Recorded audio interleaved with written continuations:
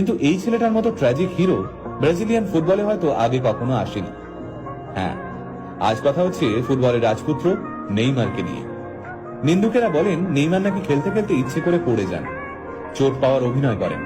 কিন্তু তারা হয়তো এটা জানেন না, নেইমার ফুটবল ইতিহাসের একমাত্র খেলোয়াড় যাকে 1000-এরও বেশি সময় ফাউল করা হয়েছে। মাত্র 6 বছর বয়সে ফুটবলে হাতেখড়ি হয় নেইমারের। বলের সঙ্গে তিনি যেন কথা বলতে পারতেন। গোল তো অনেকেই দিতে পারে, কিন্তু ফুটবল খেলাটা যে একটা শিল্প, সেটা হয়তো ছোট্ট নেইমারকে দেখলে বোঝা যেত। মাত্র 17 বছর বয়সে ব্রাজিলের 1 নম্বর ক্লাব স্যান্টোসে অভিষেক হয় নেইমারের। আর 18 বছর বয়সে ব্রাজিলের জাতীয় দলেও চান্স পান তিনি। এখানে জানিয়ে রাখি, নেইমার সেই একমাত্র খেলোয়াড় যিনি ইউরোপের কোনো বড় টিমে না খেলেও ব্যালেন ডিওরের জন্য নমিনেশন পেয়েছিলেন, তাও আবার মাত্র 21 বছর বয়সে।